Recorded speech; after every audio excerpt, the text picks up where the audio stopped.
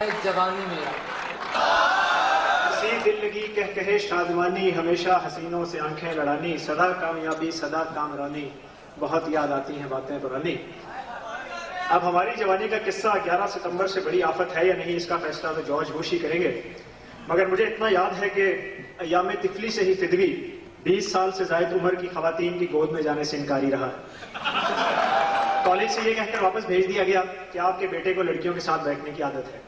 والدہ نے زیادہ سرزنش نہیں کی، شاید انہیں یہی شکایت والدین محترم سے بھی تھی، مگر ابا جان بوجہ پیشہ سپاہ گری مجھے یہ جمہوری آزادی دینے کے قائل نہیں تھے۔ ان کی اسی عنایت کے باعث فدوی کو ایجوکیشن کی نعمت سے ہمیشہ محروم رہا۔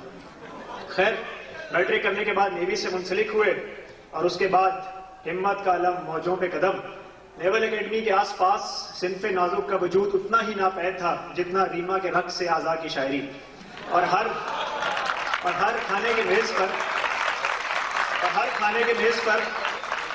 میز پر اس صنف کے جسمانی خواہش پر اس تفصیل سے روشنی ڈالی جاتی کہ مجھے یقین ہو گیا کہ اگر میں کچھ روز اور اس صحبت میں رہا تو جنت کے دروازے ہمیشہ کے لیے میرے پہ بند کر دیے جائیں گے۔ خیر، ٹریننگ سے فارغ ہوئے، جان چھٹی، اور پھر وہ دن رات کوئے نگاراں کے پھیرے، وہ کمرے فیروزاں، وہ زینے اندھیرے، وہ زلفوں کے حلقے، وہ باہوں کے گھیرے، وہی مدتوں جا کے راتیں بتانی، بہت یاد آتی ہیں باتیں پرانی۔ وہ سردی کی راتیں، وہ جاڑے کا جوبن، لحافوں میں کم سن دلوں کی وہ دھڑکن، چھڑانا وہ ہاتھوں سے ہر بار دامن، وہ آنگن میں مہکی ہوئی رات رانی، بہت یاد آتی ہیں باتیں پرانی۔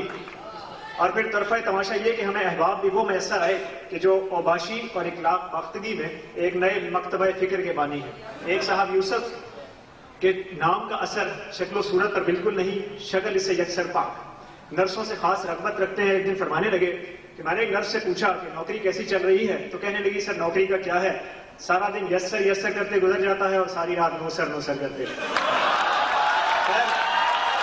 ایک اور کامران صاحب سل ہے بہشت، مکین ادھر کے بھی جلوے ادھر کے دیکھتے ہیں، بہت بار ریہرسل کی۔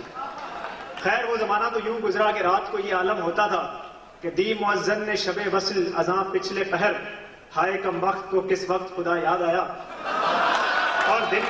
اور دن کو یہ روٹین تھی کہ جہاں لڑکی دیکھی پیچھے پیچھے چل پڑے۔ خوبصورتی کوئی شرط نہیں، لمبا چوڑا تعلق رکھنا نہیں۔ شاعر مشرق نے خود فرمایا کہ جو کبوتر پر جھپٹنے میں مزہ ہے اے پسر، وہ مزہ شاید کبوتر کے لہو میں بھی نہیں۔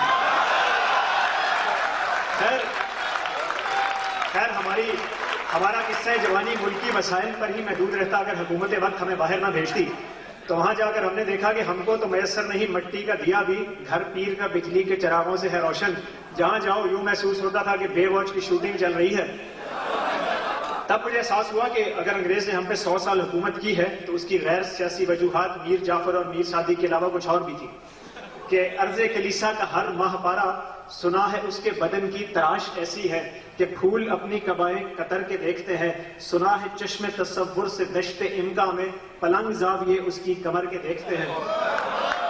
تو ہماری اس کثرت اختلاط سے جیلس اور حسرت اختلاط میں مبتلا چند سینئرز نے کہا کہ ٹھیک ہے عیشی کر لو، مگر یاد رکھو کہ ایڈز بہرحال لا علاج مرض ہے۔ مگر میں نے اس چیز کا کوئی غم نہیں لگایا، کوئی حفاظتی تدابیر اختیار نہیں کی، کیونکہ مومن ہے تو بے تیغ بھی لڑتا ہے سپاہی۔ اس کے بعد وہ شب و روز یوں گزرے، ہم دے کے چلنا کہ کشتی چلی جائے جیسے کمانی، بہت یاد آتی ہیں باتیں پرانی۔ سجی خلوتوں میں کبھی شغل مینا، وہ محبوبہ خوش ادا خوش کرینہ، کبھی اس کے ہاتھوں سے ضد کر کے پینا، کبھی اپنے ہاتھوں سے اس کو پلانی، بہت یاد آتی ہیں باتیں پرانی۔ خیر، یورپ سے واپسی پر مایوسی تو بہت ہوئی، مگر جلد ہی دور بھی ہو گئی، کیونکہ ماشاءاللہ ہمارا ملک بھی کسی سے پیچھے نہیں ہے۔ ذرا نم ہو تو یہ مٹی بڑی زرخیز ہے ساتھی۔ اور ڈش اور کیبل نے وہ نمی تو فراہم کر ہی دی ہے، اسی لیے اب سائمہ اور پامیلا اینڈرسن کی جسمانی مماثلت کے موازنے کے لیے آپ کو چشم بینا کی ضرورت نہیں ہے۔ خیر، میں اس قصے کو طول دوں تو شب فراق، اور سمیٹ لوں تو دل عاشق، لیکن وہ گئے زمانوں کی باتیں ہیں۔ اب تو بس اتنا ہی کہنا ہے کہ اب نہ وہ دل کی نادانیاں ہیں، نہ وہ ہم، نہ وہ بزم سامانیاں ہیں، نہ وہ دوستوں کی گلفشانیاں ہیں، نہ وہ فکر رنگین کی جولانیاں ہیں۔ گئی شیر گوئی رہی نوحہ خوانی، وہ بیتی جوانی